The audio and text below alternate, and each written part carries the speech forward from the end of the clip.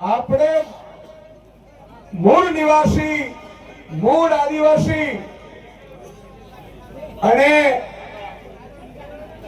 ભગવાન બિરસા મુંડાના સંતાનો છીએ, પણ ભાજપ એક વખત નહીં, બે વખત નહીં, ત્રણ વખત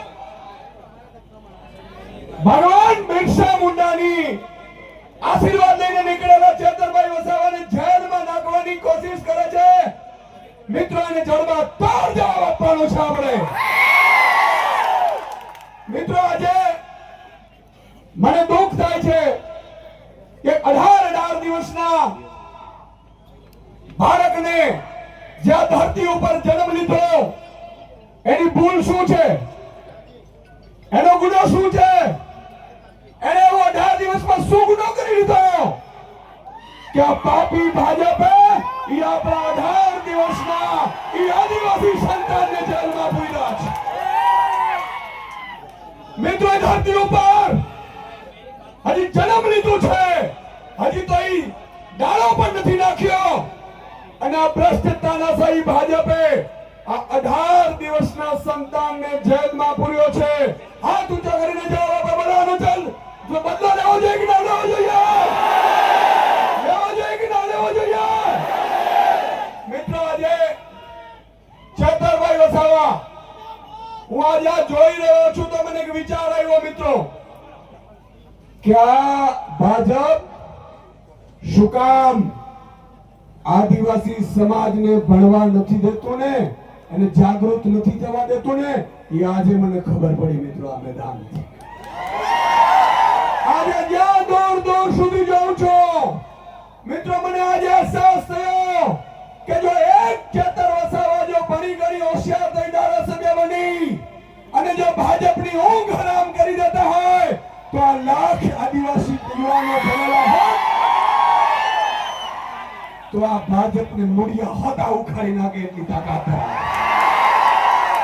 પણ મિત્રો, આજે હું આભાર માનું છું ભીમ આર્મીના ચીફને, વિનયજીને, જેઓ અહીંયા પધાર્યા છે. માનનીય અનંતભાઈ માટે તાળીઓ થઈ જાય પધાર્યા છે. માનનીય ગોપાલભાઈ ઇટાલિયા, માનનીય મનોજભાઈ, માનનીય ટાઈગર સેનામાંથી આવેલા છે. મિત્રો, આપણે નામી અનામી કેટલા આગેવાનો પણ અહીંયા પધારેલા છે.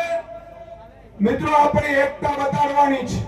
તમે વિચાર કરો, હમણાં અમે ગાડીમાં આવતા હતા ત્યારે ગોપાલભાઈ ને મનોજભાઈએ કીધું કે સુદાનભાઈ, હજી તો યુવાનો પીઠા ગ્રાઉન્ડમાં ભેગા થયા અને એ બાળકને જામીન આપવા ભાજપે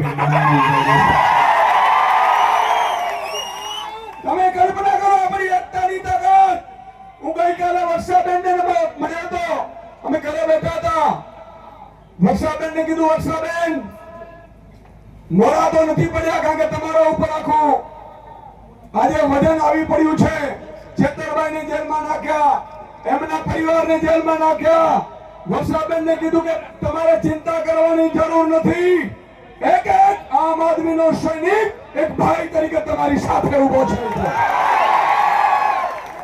મિત્ર, આજે બેનને ઢીલા નથી પડવા દેવાના, અને તમારું સમર્થન બતાવે છે કે આજે આ 18 દિવસનું બાળક ભલે આજે જેલમાંથી બહાર આવી જશે, પણ મને ખાતરી છે કે ઈ આ ધરતી ઉપર બીજો ચેતર વસાવા પેદા થઈ ચૂક્યો છે. જ્યાં ચેતરભાઈ વસાવા સાહેબ આદિવાસી સમાજને જાગૃત કરતા હતા, એનો ગુનો શું હતો? ચેતરભાઈનો ગુનો એ હતો મિત્રો કે જળ જંગલ જમીન મુદ્દે મને સરકારની સામે બાથ ભીડી. આદિવાસી